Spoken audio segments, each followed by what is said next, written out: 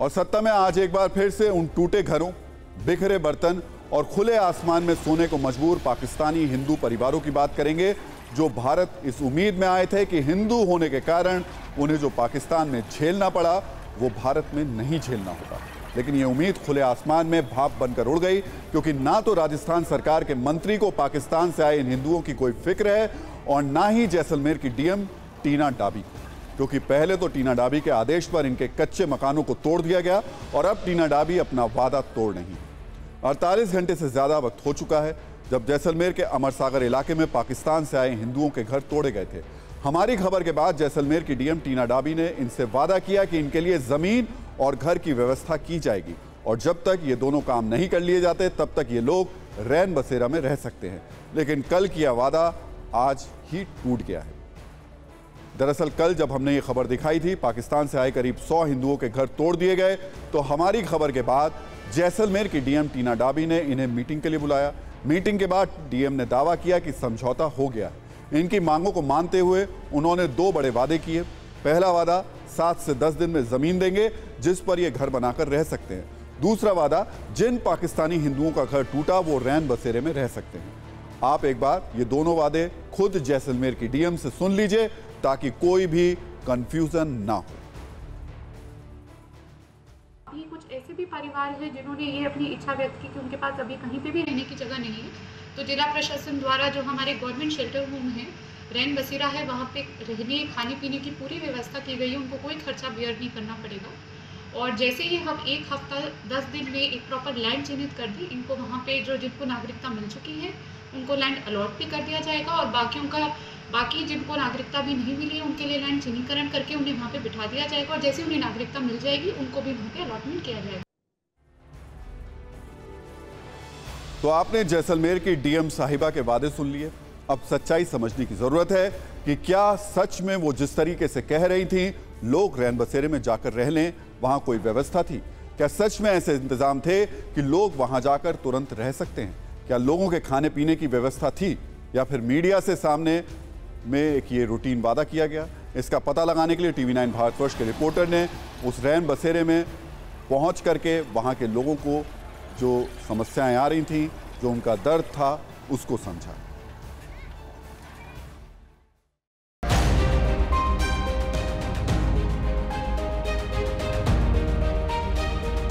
Collector महोदय पर पूरा विश्वास करके हम वहाँ से धरना लेकर के यहाँ आ गए और यहाँ आने के बाद में मुझे पता चला कि यहाँ पर कुछ लोग भूखे भी रहे, ये व्यवस्था नहीं भी थी। लेकिन इस बीच मैं ये भी कहना चाहूँगा कलेक्टर महोदय से कि जो लोग हमारे जहाँ घर तोड़े गए वहाँ कुछ सामान पड़ा है, वो कहीं चोरी ना हो जाए। तो आज कुछ लोग हमारे वहाँ बैठे हैं, उनको तो ना खाना मिल रहा है ना पानी मिल रहा है, वो आज भी गर्मी मतलब उसमें बैठे हैं। लोग हमारे जो जहाँ अमरसागर में तोड़े गए उधर 10-12 परिवार बैठे थे, उसको खाना नहीं पहुंचा, उसको पूरी व्यवस्था नहीं की गई। तो हमें इसको मैडम की जी और सरकार को भी कहना चाहते हैं कि हमारी पूरी जो आपने कहा उसमें व्यवस्था करें।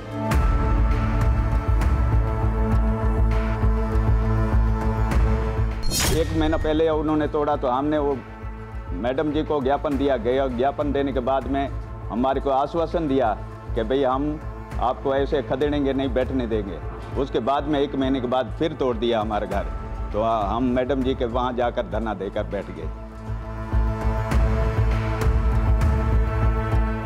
ये मकान आप देख सकते हैं, यहाँ पर जय भारत की जय लिखा हुआ है और ये आप यहाँ देख सकते हैं कि किस तरीके से तो गर्मी में ये बच्चे हैं किस तरीके से रहने को मजबूर हैं और इसके जिम्मेदार जो है यहाँ की सरकार है, यहाँ का प्रशासन है। ये आप देख सकते हैं, ये जो मकान है, ये छोटा बच्चा है, किस तरीके से यहाँ पर इसको रखा जा रहा है, कैसे सरवाइव कर रहे हैं, इसका जिम्मेदार यहाँ का जो है प्रशासन है। और आप देख सकते हैं ये छत है, ये पूरी गायब हो चुकी है, ये हटा दी गई है और ये जो अतिक्रमण है ये पूरी तरीके से हटा दिया गया है।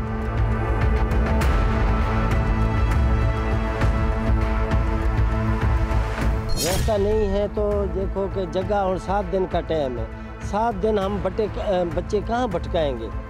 बच्चों का बिठाना भी जगह नहीं है और कोई तो छाए वाला भी नहीं है, छतरी भी नहीं है।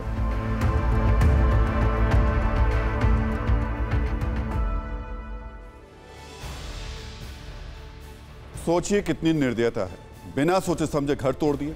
रैन बसेरे में इतनी बड़ी संख्या में लोगों के पूरे इंतजाम नहीं है। 42 डिग्री की गर्मी है, ऐसे में ये लोग कहां जाते? तब कहीं से इन्हें राहत नहीं मिली जब तो पाकिस्तान से आए ये हिंदू अपने अपने घर के मलबे के पास ही सो गए। वैसे इसे सोना या नींद कहना गलत होगा, क्योंकि ये तो रात काट रहे थे कि सुबह हो तो किसी तरीके से अपनी कोई व्यवस्था करें। जिन लोगों के घर तोड़े गए उन्हीं परिवारों में 3 दिन पहले एक बच्ची का जन्म हुआ था।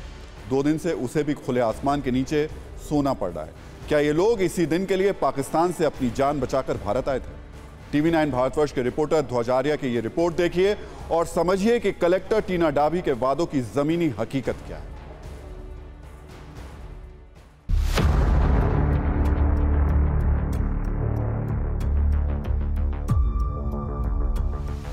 ये राजस्थान का जैसलमेर जिला है और अभी सुबह के 4:18 हो चुके हैं। मैं फिलहाल खड़ा हूँ राजस्थान के जैसलमेर ज़िले के उस इलाके में जहाँ पर जो पाकिस्तानी विस्थापित आए थे उनके जो मकान तोड़े गए थे और कुछ महीने पहले ही कुछ जो पाकिस्तानी विस्थापित आए थे उनके मकान, ये आप हालात देख सकते हैं यहाँ पर। और खुले आसमान के नीचे ये परिवार सहित यहाँ रहने को मजबूर हैं। ये जो परिवार हैं आप देख सकते हैं, ये खुले आसमान के नीचे रहने को मजबूर है। छोटी सी बच्ची, ये 3 दिन पहले बच्ची हुई है और आप देख सकते हैं कि यहाँ पर ये हालात हैं जैसलमेर की पुलिस के और राजस्थान सरकार के। किस तरीके से यहाँ पर ये बच्ची भी जो है खुले आसमान के नीचे रहने को मजबूर है।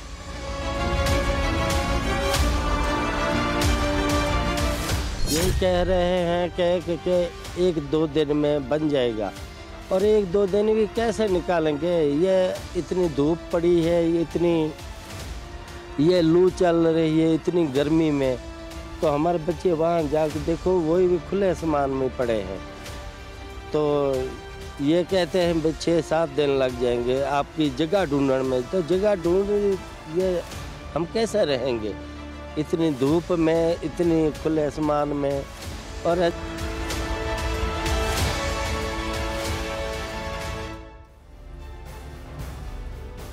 तो जैसलमेर की डीएम साहिबा तो वादे तोड़ ही रही हैं, लेकिन गहलोत सरकार के मंत्रियों को इस मामले की जानकारी नहीं है।